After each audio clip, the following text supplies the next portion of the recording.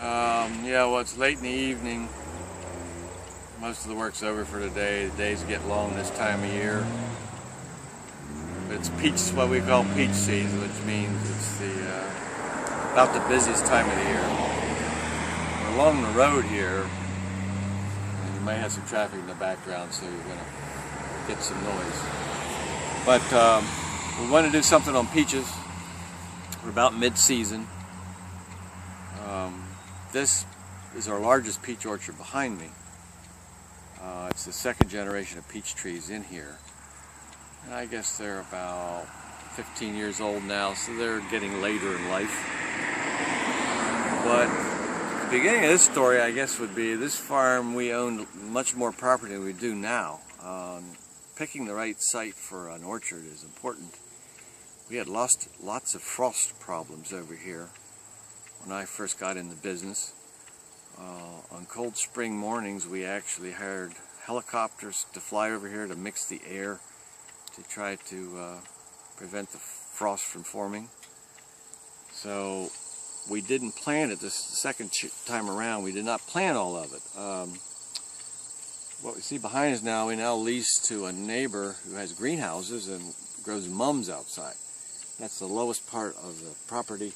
All the cold air drains in here on a still spring night, and we generally lost all of our peaches right where we stand. So the second time around, we abandoned that and renting it to them. Across the road here, we sold property to the Franklin Township Municipal Authority. That was pears at one time. That was unprofitable. A poor site, and you can never change the soils and the topography. So that was sold. There's an orchard above it that we did not fare well with apples. We sold that. We retained the one piece that we were profitable the first time around, to try to center where we spent our money to give ourselves the best chance. So we're going to go up here and look at some of the peaches. There's several varieties in here. The Redhaven already picked, Glowhaven are mostly done, and we're starting Bounty.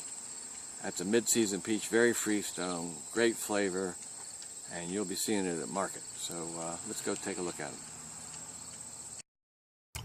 Okay, we're up here in the Bounty now. We're in the harvest of these. A couple things I can point out, and it's the real world of fruit growing. We lost a tree here. You see this little guy with the blue ribbon. That tree died, so we put a replant in, so he's very much smaller than the rest. They don't all grow and survive. The next one tends to be a huge tree. If you look at the size of the trunk of this thing, that's a monster. Part of the reason he got so big is because that one died, and he had the sunlight. So he took advantage of it and grew bigger. There's peaches all over the ground, and that's because if there's defects in them, whenever we harvest, we drop them on the ground. We don't take them in. To take a peach that's only worth a quarter or something of a good one, we feel we can't justify the cost of even taking it in to store it and try to sell it for a small price. So we just drop them on the ground. Limbs break, and behind us here, I'm going to go over. This one has, this limb broke. Actually, the fruit on it is still healthy because it's still attached. And you can see there's lots of fruit here. It's all good size. You probably get perspective from my hand. Good size, good color, and we'll be able to harvest that. When they fall off completely, then they're gone. But that's not uncommon. You got a big crop of fruit, and they're pretty right over here, Katie. If you look up into here, it's a good perspective of what they look like on the tree. We've harvested in here 2 light pickings. Tomorrow will probably be a big pick. There's a lot of good fruit there we'd take. We do wholesale as well as retail, and those people want what we call firm ripe, it's not yet soft. You can pick it, and 2 days sitting in the warmth, it will get soft and almost identical to a peach that's taken right off the tree. The problem with handling soft peaches, of course, is they bruise. And that's the trick for us taking them to the farmer's market. We do the same thing. We pick them, we let them sit 2 days, ripen up, get full flavor, and take them to market. If we're a little bit too soft, we get bruising. If they're a little bit too hard, some customers don't like them, although truthfully, all you got to do is let it sit on your counter for a day or so. And I'm always curious why they don't actually get some greener, harder fruit and some riper, so that they can eat some now and let the rest sit and choose those later. Good tip. Okay, another story here that we can do, and you can actually, if you come over here, Katie, you can see the water running. We drilled a well on this property, and we trickle irrigate our trees. This tubing was put in, oh, it's been in here for 12 years now or something. I think the orchard's 15 years old. Wasn't long after it was planted.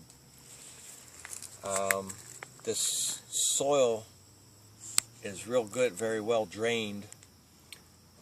It doesn't puddle water. Peach trees will not tolerate standing water. They have to have better well drained soil even than apples. Apples like good drainage too, but peaches don't tolerate it.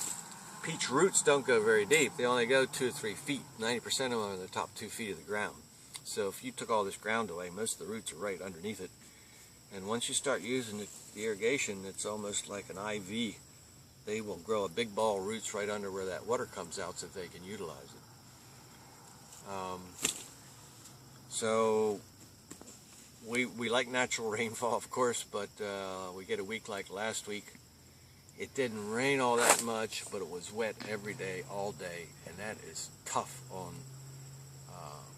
growers because of fungus diseases. It wants to develop rots. That's just nature's process. So the fruit actually looks good in here. We have not had rot problems. I got my fingers crossed. I guess the other thing we're going to do, for everything to grow and look, get good color in the fruit, it has to get sunlight. And we'll go over here to the other variety, get the contrast. If you can look down here, you see all this plant material on the ground. This is what we would call suckers. It's actually growth that the tree put on this year. This is all 1-year-old growth. It makes a lot of shade, and we don't use it for next year's fruit, so we're cutting it out now to let sunlight get into those peaches to make them sweeter, get better color, better quality. And the variety beside us here is a later variety, and the suckers have not yet been cut out of it. And the kind of cut we would make, what's this? We harvest these from the ground, so we keep them down to the level where you can pick. So you get up in here. Is that showing all right, Katie? Yeah. Okay. It's a little washed out, but it's okay. Well, we could turn around too. I'll turn around. This way. This cut up here, it's going to be too high for anyone to pick anyway. And to get the sunlight down into these peaches, we'll come in here and just cut that whole thing out. And that'll let sun down in there for the fruit. Same thing because of height.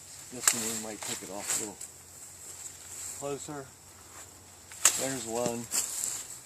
And then you start opening this thing up and let sunlight down in there. And that helps with the fruit, with its quality, with its sunlight. And hopefully you don't knock too many peaches off like I just did when I cut that one.